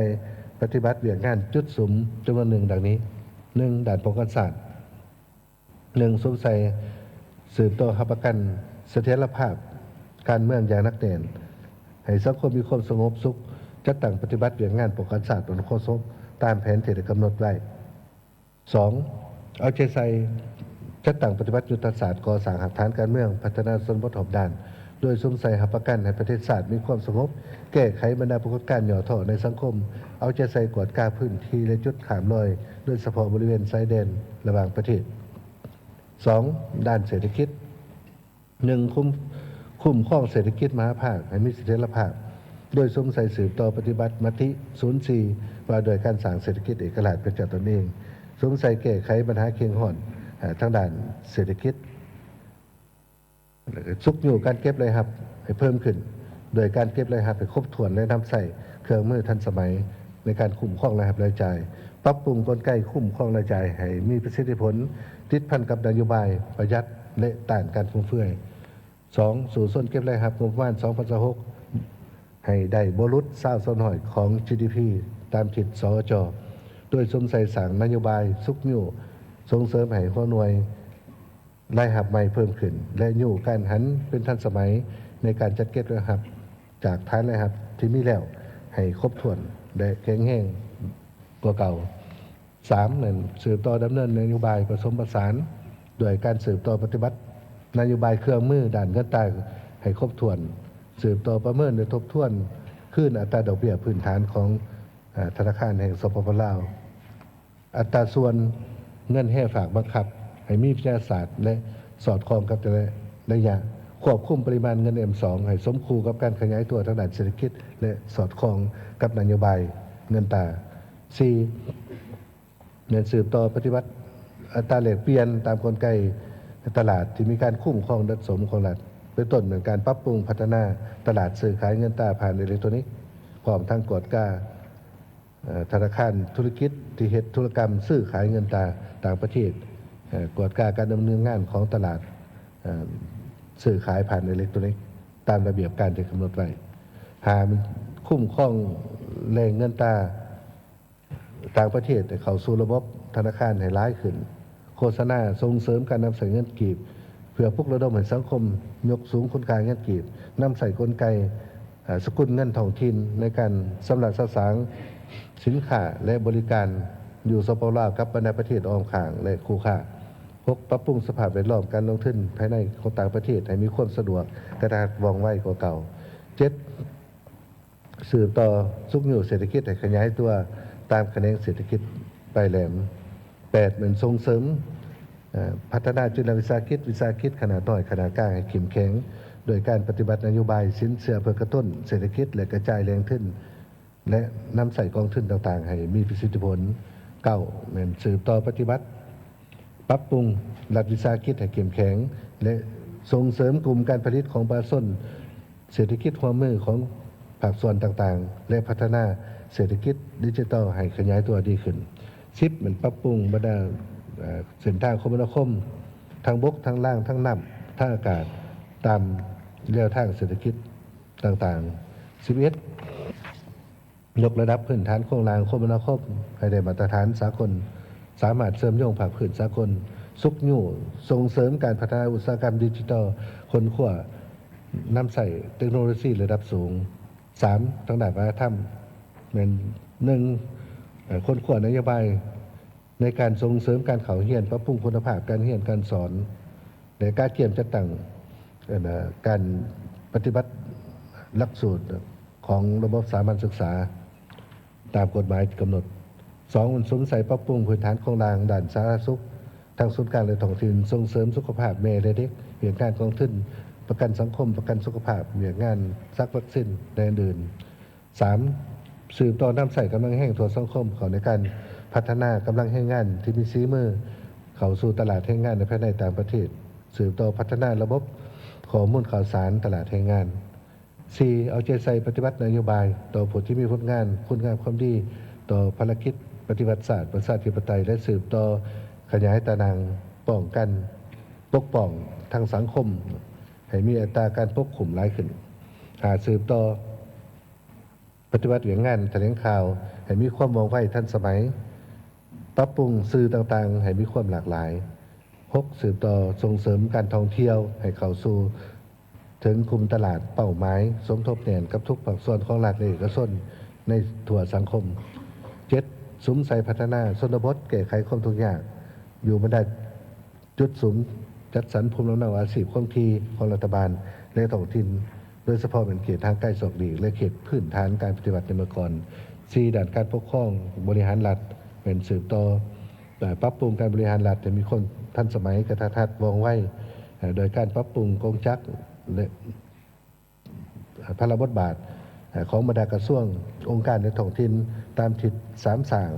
โดยศูนย์กลางมีเหตุพระบทบาทสมใส่เหตุพระบทบาทมหาภาคท้องถิ่นเป็นเจ้าการจัดตั้งปฏิบัติหลายขึ้นเคียงคู่กับการปรับปรุงบรรดาตำแหน่งงานของภาคส่วนต่างๆแต่ละขันให้สอดคล้องและมีประสิทธิผลสูงขึ้น2เป็นสืบต่อสร้างและปรับปรุงกฎหมายนิติกรรมในการคุ้มครองเศรษฐกิจสังคมสิ่งแวดล้อมให้มีความรัดกุมมีประสิทธิผลสูงขึ้น3สืบต่อปรับปรุงเรื่องงานยุติธรรมศาลอัยการให้มีความเข้มแข็งโปร่งใสยุติธรรม5เรื่องงานการต่างประเทศ 1. สงสัยพัฒขยายผลสำเร็จกองประชุมสุดยอดอาเซียนครั้งที่44 45 46 47บรรดากองประชุมสุดยอดที่เกี่ยวข้องให้เป็นรูปธรรมนอกนั้นสงสัยปฏิบัติแผนการร่วมมือ2ฝ่ายกับบรรดาเป็นมิตรยุทธศาสตร์เป็นต้นทดสอบเป็นด้านสปจีนและขอบการร่วมมือหลายฝ่ายอนุภาคพื้นและสากลให้มีประสิทธิผลสูง 2. สืบต่อเคลื่อนไหวต่างประเทศอย่างมีไหวพริบและทันสภาพการตามทิศการโทษป้องกันเหตุเป็นบุตรลูกพร้อมนั้นการเคลื่อนไหวต่างประเทศต้องสงสัยกฎสงสัยการทูตเศรษฐกิจและการพันขยายการจัดตั้งปฏิบัติผลการเคลื่อนไหวต่างประเทศของการนำพรรคหลักให้มีหมักผลและผลประโยชน์ของศาสตร์บนจิตใจประหยัด6มาตรการมันได้กำหนดอยู่มี4เรื่องสำหรับขอเสนอเนาะอันที่1นี้ฝั่งที่3ขอเสนออนุมัติให้รัฐบาลปรับปรุงดัชนีเงินเดือนเงินนโยบายอุดหนุนสำหรับรายละเอียดเลยมันทางกระทรวงการเงินจะได้รายงานต่อกองประชุมภายหลังอันที่2เหมือนพิจารณาครับห้องดัดหลักการในการแก้ไขงบประมาณดัดแก้งบประมาณ2025โดยเฉพาะเหมือนกันปฏิบัติเงินเกินแผนเนาะซึ่งผ่านมารัฐบาลก็ได้หนังสือถึงสภาแล้วอันที่3เนี่ยของเขตเงินตาเนี่ยเสนอกำหนดเอา3ตัวชีวัตในเก่าตัวชีวัตนั้นเขาในมติส่วน6ตัวชีวัตนั้นเป็นการสู่ส้นปฏิบัติเลยในงานเฉพาะของรัฐบาลให้สภาแห่งชาติบรรดาทานที่นับซื้อทั้งหมดที่กล่าวมาข้างเทิงนั้นเหมือนการรายงานย่อตามวาระที่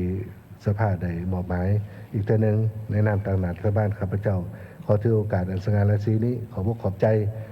ต่อคณะประจำสภาแห่งชาติบรรดากรรมการและบรรดาฐานสมาชิกสภาแห่งชาติสุดที่เก่าที่ได้เอาใจใส่ติดตามให้การร่วมมือสนับสนุนการปฏิบัติหน้าที่ของรัฐบาลใน5 ปีผ่านมาอวยพรให้คณะประธานบรรดาการนำพรรครัฐอดีตการนำพรรครัฐสมาชิกสภาแห่งชาติท่านแขกที่มีเกียรติทั้งภายในและต่างประเทศจงมีความผาสุกมีสุขภาพเข้มแข็งมีผลสำเร็จในหน้าที่การงานของตนและอวยพรให้กองประชุมสมัยสัมพันธ์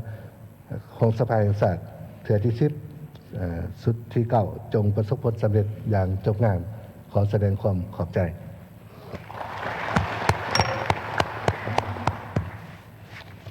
ขอขอบใจต่อการขึ้นแรงงานโดยสังเขปของท่านนายกรัฐมนตรีต่อกองประชุมสมัยสามัญที่10ขอขอบใจหลาย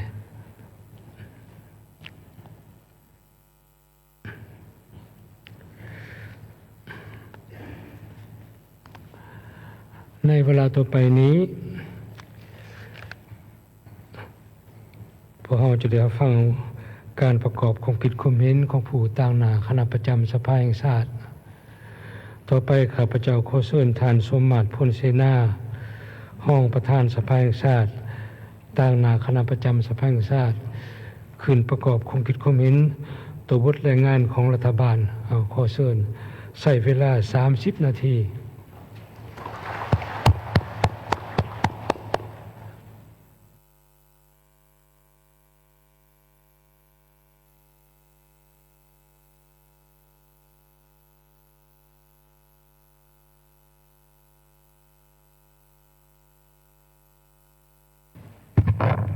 ขอเฮียนทานเลขาธิการใหญ่คณะบริหารการศูนย์กลางพรรคประธานประเทศที่เคารพนับถืออย่างสูงขอเฮียนทานประธานสภาแห่งชาติคณะประธานกองประชุมที่นับถืออย่างสูงขอเฮียนบรรดาทานผู้นำพรรครัฐบรรดาทานอดีตการนำขันสูงที่เคารพนับถืออย่างสูงขอเฮียนทานนายกรัฐมนตรีบรรดาทานสมาชิกรัฐบาลที่นับถือขอเฮียนทานประธานศูนย์กลางแนวเราสังชาติประธานสหพันธ์นักรบเก่าที่นับถือขอเฮียนบรรดาทานสมาชิกสภาแห่งชาติที่นับถือป รรดาทูตานุทูตผู้ตั้งหน้าองค์การจัดตั้งสากลประจำสปปลาวแขกที่มีเกียรติที่นับถือโดยได้รับการมอบหมายจากท่านประธานสภาแห่งชาติข้าพเจ้าขอถือเป็นเกียรติตั้งหน้าให้คณะประจำสภาแห่งชาติมีความเห็นต่อบทรายงานของรัฐบาลเกี่ยวกับการจัดตั้งปฏิบัติแผนพัฒนาเศรษฐกิจสังคมแห่งชาติแผนงบประมาณแห่งรัฐแผนเงินตรา5 ปีครั้งที่ 9 2021 ถึง 2025แผนการปี 2025และทิศทางแผนพัฒนาเศรษฐกิจสังคม5 ปีครั้งที่ 10 2026 ถึง 2030และแผนการปี 2026 ดังนี้ 1. ต่อภาคที่ราคาผลการจัดตั้งปฏิบัติแผนพัฒนาเศรษฐกิจสังคมแห่งชาติแผนงบประมาณแห่งรัฐแผนเงินตรา5 ปีครั้งที่ 9 2021 ถึง 2025และแผนการปี 2025คณะประจำสภาแห่งชาติขอแสดงความสมเสยและเห็นดีเป็นเอกภาพต่อบทรายงานของรัฐบาลซึ่งแสดงให้เห็นถึงความเอาใจใส่พยายามจัดตั้งปฏิบัติมติของประชุมสภาแห่งชาติเกี่ยวกับแผนพัฒนาเศรษฐกิจสังคมแห่งชาติแผนงบประมาณแห่งรัฐแผนเงินตรา5 ปีครั้งที่ 9 2021 ถึง 2025และแผนการปี 2025ภายใต้สภาพการของภาคพื้นและสากลมีการพันแปรอย่างซับซ้อนบวกกับความยุ่งยากจากปัจจัยภายในจำนวนหนึ่งเช่นการแพร่ระบาดของพยาธิโควิด -19 ความยุ่งยากทางด้านเศรษฐกิจการเงินภัยพิบัติธรรมชาติและสิ่งท้าทายอื่นๆแต่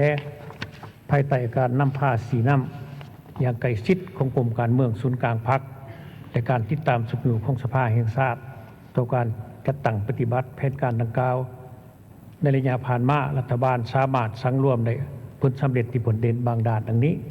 1. รักษาได้เสถียรภาพทางด้านการเมืองอย่างนักแน่นสังคมมีความสงบและเป็นระเบียบเพียบร้อยโดยพื้นฐานได้ซุ้มใส่การปฏิบัติ2 วาระแห่งชาติแก้ไขปรากฏการณ์หย่อถอในสังคมได้เพิ่มทวีการปฏิบัตินโยบายการต่างประเทศในการพัวพันห่วงมือกับบรรดาประเทศเพื่อนมิตรในภาคพื้นและสากล 2. การปฏิบัติขาดหมายเศรษฐกิจ 2.1 การปฏิบัติขาดหมายเศรษฐกิจมหาภาครวมยอดผลิตภัณฑ์ภายใน GDP เติบโตในระยะ5 ปีขยายตัว 4.4 ส่วนห้อยมติสภาได้4 ส่วนห้อยขึ้นไปสำหรับปี 2025 คาดว่าจะขยายตัวในระดับ 4.8 ส่วนห้อยมติสภาคงเป็น 4.8 ส่วนห้อยบางแขนงการจะสามารถปฏิบัติได้ตามขาดหมายเป็นต้นแขนงอุตสาหกรรมขยายตัว 4.3 ส่วนห้อยตามมติสภาเนาะก็ถือตามต่อ 2.2 ปฏิบัติขาดหมายแขนงการเศรษฐกิจ5 ปีและปี 2025มีผลเด่นคือแนวนี้แขนงกสิกรรมขยายตัว 2.9 ส่วนห้อยรวมเอา 19.4% ของ GDP มติสภาขยายตัว 2.5 ส่วนห้อยรวมเอา 15.3 ของ GDP แขนงอุตสาหกรรมและการค้าขยายตัว 4.7 ส่วนห้อยรวมเอา 32.5 ส่วนห้อยของ GDP มติสภาขยายตัว 4.1 ส่วนห้อยรวมเอา 32.3% ของ GDP 2.3 การปฏิบัติแผนงบประมาณแห่งรัฐที่ผลเด่นมีการปฏิบัติแผนได้ครับ5 ปีปฏิบัติได้ 251,910.8 ตึกกีบเท่ากับ 140% เท่ากับ 18.65 ส่วนห้อยของ GDP มติสภา 179,500 ตึกกีบเท่ากับ 17% ของ GDP สำหรับปี 2025 มันจะมาฮอดปัจจุบันปฏิบัติได้ 60,580 ตึกกีบเท่ากับ 86% ของแผนการปีเท่ากับ 14.62 ของ GDP ขาดคะเนหมดปีจะปฏิบัติได้ประมาณ 77,607 ตึกกีบเท่ากับ 114% ของแผนการเท่ากับ 20% ของ GDP เกินแผนประมาณ 9,508 ตึกกีบมติสภา 68,100 ตึกกีบการปฏิบัติแผนรายจ่าย5 ปีปฏิบัติได้ 233,515.02 กีบเท่ากับ 123% ของแผนการเท่ากับ 17.27% ของ GDP มติสภา 190,000 ตึกกีบเท่ากับ 18% ของ GDP ปี 2025 มาฮอดปัจจุบันนี้ปฏิบัติได้ 63 ตึกกีบเท่ากับ 68% ของแผนการปีเท่ากับ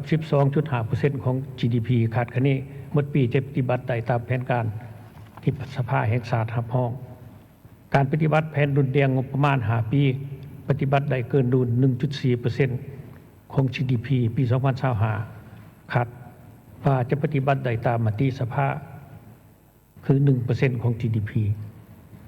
2.4 การปฏิบัติแผนเงินตรา5ปีและมี 2025ที่ผลเด่นมีอัตราส่วนหนี้บ่เกินดอกออกผล NPL 5 ปีและปี 2015 ปฏิบัติได้ตามมติสภาบ่เกิน 3% ขั้งสำรองเงินตราต่างประเทศ5 ปีกลุ่มการนำเข้าได้5 เดือนตามมติสภาบ่ให้หลุด3 เดือนสำหรับปี 2025 ปฏิบัติได้กลุ่ม 5.12 เดือนเนาะมติสภาก็แม่นบ่หลุด5 เดือนการคุ้มครองรายรับส่งออกปี 2025 จะปฏิบัติได้ตามมติสภาคือประมาณ 75.11% 3. การปฏิบัติแผนในแขนงวัฒนธรรมสังคมเห็นว่าระยะ5 ปีผ่านมารัฐบาลได้ใจใส่จัดตั้งปฏิบัติบางดาขาดหมายในแขนงวัฒนธรรมสังคมโดยเฉพาะการพัฒนาคุณภาพการศึกษาการอุดหนุนครูสอนและแพทย์การปรับปรุงระบบประกันสังคมและประกันสุขภาพขึ้นใหม่สำหรับปี 2025 เห็นว่าในจำนวน 41 ขาดหมายมี 23 ขาดหมายบรรลุตามแผนการและมีขาดหมายจำนวนหนึ่งมีความคืบหน้าดีซึ่งคาดว่าจะบรรลุแผนการประจำปีดังนี้แขนงศึกษาธิการและกีฬาบรรลุได้ 12 ขาดหมายเป็นต้นอัตราเข้าเรียนของเด็ก5 ปีแขนงสาธารณสุขบรรลุได้ 7 ขาดหมายเป็นต้นอัตราการสวมใส่น้ำสะอาดและบิดทายแขนงแรงงานและสวัสดิการสังคมบรรลุได้ 4 ขาดหมายเป็นต้นการพัฒนาฝีมือแรงงานอยู่สถาบันและศูนย์พัฒนาฝีมือแรงงานในระดับต่างๆด้านการท่องเที่ยวในท้ายปีขาดว่าจะบรรลุขาดหมายองค์การยูนิเซฟได้รับห้องอุทยานแห่งชาติหินน้ำนอแขงคำมวลเป็นมรดกธรรมชาติของโลกและก็คือจำนวนนักท่องเที่ยวที่จะเข้ามาท่องเที่ยวอยู่สปป.ลาวนี้ก็ขาดหมายก็ขาดกะว่าจะบรรลุได้ตามขาดหมายที่ว่ามติของสภาแห่งชาติได้กำหนด 4. การปฏิบัติแผนการในแขนงการเศรษฐกิจที่ผลเด่นถือว่าได้ปฏิบัติตามขาดหมายเนาะมีแต่ว่าข้าพเจ้าบ่ขออ่านตัวเลขละเอียดซะเพราะว่าท่านนายกก็ได้รายงานแล้วและอีกอันนึงเราเป็นได้สุขอยู่ส่งเสริมให้ทุกแขนงการทั้งภาครัฐและเอกชนให้สามารถนำใส่ศูนย์ข้อมูลดิจิทัลให้แก่บรรดาโครงการหันเป็นดิจิทัลทันสมัยของต้นเนาะทั้งภาครัฐและเอกชนที่เพิ่มขึ้น 11% ปฏิสภาไม่ว่าให้ได้ 10% คะแนนยทคก็ได้สุมใส่ยกระดับฟื้นฟูและบูรณะโครงรางพื้นฐานคมนาคมขนส่งของประเทศเฮาที่เป็นตานางนอนในบรรดาแล้วเศรษฐกิจตามความสามารถของงบประมาณและการมีส่วนร่วมของทั่วสังคมและได้บรรลุผลสำเร็จในการก่อสร้างกิจการที่สำคัญจำนวนหนึ่ง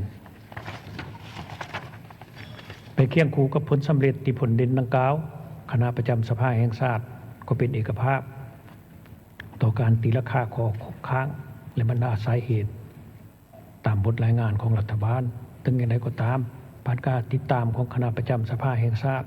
และคณะสมาชิกสภาแห่งชาติประจำเขตเลือกตั้งคณะประจำสภาแห่งชาติมีบางข้อสังเกตต่อการจัดตั้งแผนพัฒนาเศรษฐกิจสังคม5 ปีและปี 2025 ที่ยังมีบางขาดหมายของแผนพัฒนาเศรษฐกิจสังคมมีความคืบหน้าช้าและจะต้องเอาใจใส่แก้ไขในต่อหน้าดังนี้ 1. การเติบโตเศรษฐกิจถึงว่ารวมยอดผลิตภัณฑ์ภายในได้ตามแผนการแต่และได้เฉลี่ยตัวหัวคนระยะ5 ปีได้เพียง $2,085 สหรัฐต่อหัวคนมาที่สภาเป็น $2,880 ต่อหัวคนอันนี้ก็เนื่องจากการอ่อนค่าของเงินกีบการหันเปลี่ยนโครงประกอบเศรษฐกิจเห็นว่ายังบ่ได้ตามแผนเป็นต้นแขนงบริการเติบโตเพียง 4.52 ส่วนร้อยมาที่สภาเป็น6ส่วนร้อยรวม 36.10% ของ GDP มาที่สภาเป็น 40.7% การผลิตในแขนงกสิกรรมและอุตสาหกรรมยังมีกระบวนการปรุงแต่งน้อยเฮ็ดให้อัตราส่วนมูลค่าเพิ่มจากการผลิตยังต่ำประสิทธิภาพประสิทธิผลและคุณภาพยังบ่ทันสูงบ่ทันรับประกันการพัฒนาให้ไปตามทิศสีเขียวหรือยืนยง 2. การปฏิบัติแผนงบประมาณถึงว่าการปฏิบัติแผนรายรับได้ตามแผนได้เกินแผนแต่การกำหนดแผนดังกล่าวยังบ่ทันสอดคล้องกับท่าแห่งบ่ซอดและฐานรายรับตัวจริงแผนเป็นต่ำกว่าความสามารถเก็บตัวจริงถึงว่าการจัดตั้งปฏิบัติแผนรายจ่ายได้ตามแผนแต่ก็ยังบ่ทันสามารถตอบสนองความต้องการของแผนพัฒนาเศรษฐกิจสังคมเป็นต้นแผนรายจ่ายลงทุนของรัฐยังบ่ทันเพียงพอจึงเฮ็ดให้ยังมีหนี้สินการลงทุนของรัฐค้างชำระเป็นจำนวนบ่น้อยพร้อมกันนี้การปฏิบัติแผนรายจ่ายงบประมาณแห่งรัฐยังบ่ทันมีประสิทธิภาพประสิทธิผลและคุณภาพสูงเท่าที่ควรถึงว่าอัตราการขาดดุลงบประมาณเทียบ GDP ต่ำแต่อัตราขาดดุลชำระต้นทุนและดอกเบี้ยกับต่างประเทศยังสูงการสนองการจัดสรรงบประมาณเพื่อการลงทุนและการพัฒนายังบ่ทันตอบสนองได้ตามความต้องการของแผนการลงทุนของรัฐ การนำใช้เงินกีบโทษการเงินใช้เงินเกินแผนยังบ่ทันปฏิบัติตามมติของกองประชุมสภาแห่งชาติ 3. การปฏิบัติแผนเงินตราการปฏิบัติมาตรการแก้ไขเงินเฟ้อบ่ทันมีการประสานสมทบอย่างกลมเกลียวระหว่างแขนงการเกี่ยวข้องเท่าที่ควรโดยเฉพาะกับแขนงการผลิตแขนงการค้าและมาตรการทางด้านจิตศาสตร์สังคมการคุ้มครองเงินตรายังบ่ทันปฏิบัติตามกฎหมายอย่างเข้มงวดเป็นต้นการนำใส่เงินกีบการนำเข้าเงินตราต่างประเทศจากการนำเข้าส่งออกในการลงทุน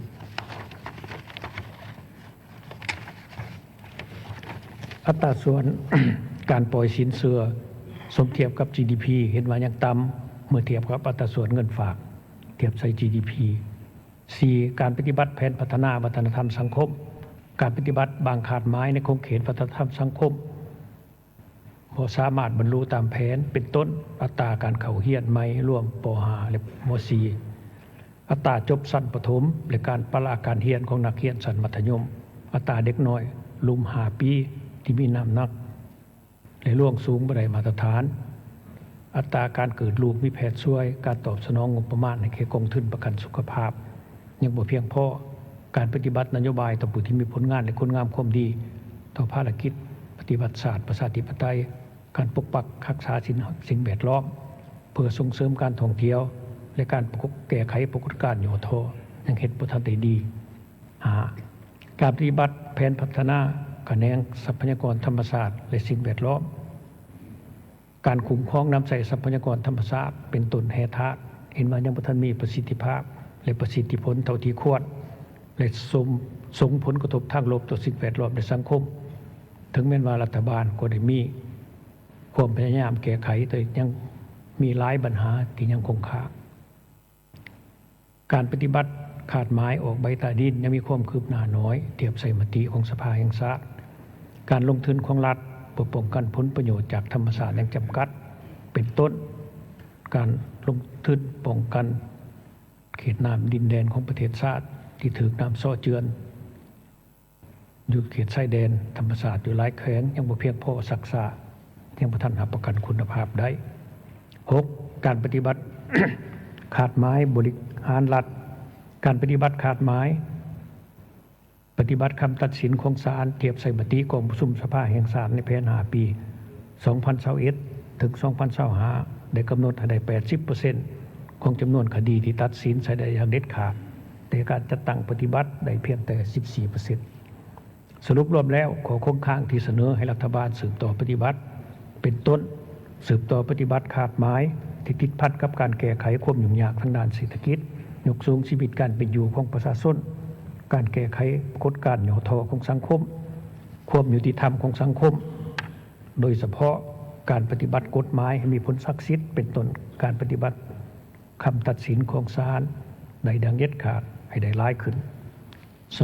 2. ตัวทิศทางแผนพัฒนาเศรษฐกิจสังคมแห่งชาติครั้งที่ 10และแผนการประจำปี 2026ตัวแผนการ5 ปีครั้งที่ 10 2026 ถึง 2030 คณะประจำสภาแห่งชาติเห็นดีเป็นเอกภาพต่อบทรายงานของรัฐบาลเกี่ยวกับทิศทาง แผนพัฒนาเศรษฐกิจสังคมแห่งชาติครั้งที่10 2026 ถึง 2030 ซึ่งเป็นการจัดตั้งพันขยายมติกองประชุมใหญ่ครั้งที่12ของพรรคซึ่งจะเสนอต่อกองประชุมครั้งปฐมฤกษ์ของสภาแห่งชาติสุดที่10พิจารณาครับพอ ขอโทษต่อแผนการประจำปี 2026 คณะประจำสภาแห่งชาติเห็นดีเป็นเอกภาพต่อบทรายงานของรัฐบาลเกี่ยวกับทิศทางแผนพัฒนาเศรษฐกิจสังคมแห่งชาติประจำปี 2026 ซึ่งเป็นปีทับอิฐในการจัดตั้งพันขยายแผนพัฒนาเศรษฐกิจสังคมแห่งชาติปีครั้งที่10เพื่อรับประกันให้แก่การจัดตั้งแผนการดังกล่าวขอเสนอบางทัศนะดังนี้ต่อกับเนื้อในของแผนพัฒนาเศรษฐกิจสังคมแห่งชาติปี 2026 ควรกำหนดบานเป้าหมายใหญ่เข้าในแผนการดังกล่าวเป็นต้นขาดไม้เศรษฐกิจมหาภาคการเติบโตเศรษฐกิจ GDP ให้ขยายตัวใน5.5 ส่วนห้อยขึ้นไปรายรับ GDP เฉลี่ยต่อหัวคน 2,238 ดอลลาร์สหรัฐและรวมรายได้แห่งชาติ GNI ต่อหัวคนประมาณ 2,100 ดอลลาร์สหรัฐอันเปลี่ยนโครงประกอบเศรษฐกิจไปสู่คะแนนการที่มีท่าแห้งเป็นต้นคะแนนการบริการกสิกรรมและอุตสาหกรรมปรุงแต่งกำหนดโครงการบุริมสิทธิ์ของการพัฒนาที่มีท่าแห้งเหมาะสมกับสภาพตัวจริงของประเทศเฮาเพื่อขับเคลื่อนการเติบโตเศรษฐกิจเพื่อรับประกันการจัดตั้งปฏิบัติแผนพัฒนาเศรษฐกิจสังคมแห่งชาติเอาใจใส่การสร้างแผนงบประมาณที่มีตัว4บอกลักษณะบุคทะลุรับประกันการสร้างความเข้มแข็งให้งบประมาณแห่งรัฐเป็นต้นเก็บรายรับตามท่าแห้งบ่มสอนตัวจริงที่มีและทานรายรับใหม่ให้ครบถ้วนให้บรรลุได้ 83,600 ตึกกีบหรือเท่ากับ 20.13 ส่วนห้อยของ GDP ปฏิบัติรายจ่ายประมาณ 81,400 ตึกกีบหรือเท่ากับ 19.6 ส่วนห้อยของ GDP เพื่อตอบสนองความต้องการของแผนการลงทุนของรัฐรับประกันการชำระหนี้สินภายในและต่างประเทศรับประกันแรงหนุนเดือนงบประมาณที่มีความมั่นคงและยืนยงให้มีรายรับเกินดุล 2,200 ตึกกีบหรือเท่ากับ 0.53 ส่วนห้อยของ GDP แผนเงินตราที่รับประกันเสถียรภาพทางด้านเศรษฐกิจมหาภาคเฮ็ดให้อัตราเงินเฟ้อเฉลี่ยอยู่ในระดับ 5% เนาะนิ่งติงบวกลบ 2 ส่วนห้อยคำสั่งห้องเงินตราต่างประเทศกลุ่มการนำเข้าได้อย่างน้อย5 เดือนขึ้นไปอัตราส่วนหนี้บ่เกินดอกออกผล NPL อยู่ในระดับบ่เกิน 3 ส่วนห้อยแผนการค้าภายในและต่างประเทศให้ทิศพันกับแผนการส่งเสริมการผลิตและการลงทุนภายในสู่ส้นมูลค่าการค้าต่างประเทศให้ได้ 22,887 ล้านดอลลาร์สหรัฐให้การค้าเกินดุล 2,621 ล้านดอลลาร์สหรัฐ ขอโทษแผนการลงทุนเพื่อการพัฒนาเศรษฐกิจสังคมให้มีการส่งเสริมการเข้าร่วมของทุกภาคส่วนเศรษฐกิจมีการประสานสมทบและกลุ่มเกี่ยวกันอย่างเป็นระบบเป็นต้นการลงทุนรัฐการส่งเสริมการลงทุนเอกชนภายในและต่างประเทศการลงทุนจากสังคมให้บรรลุความต้องการถึงล่วงทั้งหมด 92,250 ตึกกีบหรือเท่ากับ22ส่วนห้อยของ GDP แผนพัฒนาแขนงวัฒนธรรมสังคมการพัฒนาชนบทและแก้ไขความทุกข์ยากการคุ้มครองทรัพยากรทั้งธรรมชาติและปกปักรักษาสิ่งแวดล้อมและการบริหารรัฐให้เป็นเพียงการที่มีส่วนร่วมสอดคล้องกับสภาพตัวจริงและตอบสนองได้ความต้องการของประชาชนและประเทศชาติให้ได้หลายขึ้นกำหนดมาตรการจัดตั้งปฏิบัติที่ชัดแจ้งชัดเจนและเป็นรูปธรรมต่อกับข้อเสนอของรัฐบาลอยู่ในบทรายงานของรัฐบาลท่านนายกได้มีข้อเสนอ3ข้อดังนี้ 1. ขออนุมัติด้านหลักการให้รัฐบาลปรับปรุงดัชนีเงินเดือนเงินนโยบายหรือเงินอุดหนุนให้พนักงานราชการทหารตำรวจและพนักงานบำนาญเพื่อจะเริ่มจัดตั้งปฏิบัติในเดือน1 ปี 2026 2. ขอการพิจารณาด้านหลักการในการดัดแก้งบประมาณปี 2025ซึ่งรัฐบาลได้เสนอสภาแห่งชาติแล้วต่อ2 ข้อเสนอ2 ข้อดังกล่าวข้างถึงนั้น คณะประจำสภาแห่งชาติเห็นดีโดยพื้นฐานแต่รายละเอียดในสืบต่อคนขัวและมีคำเห็นต่อองค์ประชุมครั้งนี้ 3. เสนอบรรลุ6ขาดไม้ด้านเงินตราอัตราแลกเปลี่ยนปริมาณ M2 ยอดเหลือเงินฝากยอดเหลือสินเชื่อรายรับเงินตราจากการส่งออกสร้างตลาดทุนให้มีความเข้มแข็งเขาในมติสภาแห่งชาติเนื่องจากในหลักวิชาการเห็นว่าการกำหนดหลายตัวสีวัดอาจบ่สอดคล้องอาจบ่คล้องตัวหรือบ่มีประสิทธิผลเท่าที่ควรตัวเขาเสนอดังกล่าวในระยะผ่านมาได้กำหนดทั้งหมดเก่าขาดหมายด่านเงินตราในมติกองประชุมสภาซึ่งกองประชุมสภาแห่งชาติได้พิจารณารับรองตามกฎหมายดังนั้นเสนอให้กองประชุมคนขัวประกอบความเห็นต่อข้อเสนอดังกล่าวทั้งหมดที่กล่าวมานั้นเป็นบางทัศนะและคำเห็นของคณะประจำสภาแห่งชาติต่อบทรายงานของรัฐบาลเกี่ยวกับการจัดตั้งปฏิบัติแผนพัฒนาเศรษฐกิจสังคมแห่งชาติแผนงบประมาณแห่งรัฐและแผนเงินตรา5 ปีครั้งที่ 9 2021 ถึง 2025 แผนการปี 2025 และทิศทางแผนพัฒนาเศรษฐกิจสังคม5 ปีครั้งที่ 10 2026 ถึง 2030 แผนการปี 2026 เพื่อเป็นพื้นฐานให้บรรดาทานสมาชิกสภาแห่งชาติในการขนขวประกอบความเห็นให้รัฐบาลในกองประชุมสมัยสามัญเทื่อที่ 10 สุดที่เก่าครั้งนี้ให้มีเนื้อในและครบถ้วนสมบูรณ์ท้ายสุดนี้ขออวยพรให้ท่านเลขาธิการใหญ่คณะบริหารงานศูนย์กลางพรรคประธานประเทศท่านประธานสภาแห่งชาติคณะประธานบรรดาทานผู้นำพรรครัฐบรรดาทานอดีตการนำขั้นสูงท่านนายกรัฐมนตรีบรรดาทานสมาชิกสภาแห่งชาติและสมาชิกรัฐบาลและแขกผู้มีเกียรติจงมีสุขภาพแข็งแรงอวยพรในกองประชุมครั้งนี้จงประสบผลสำเร็จตามคาดหมายขอขอบใจที่ท่านได้รับฟังผ่านไปนั้นก็แม่นท่านสมมาตรผลเสนา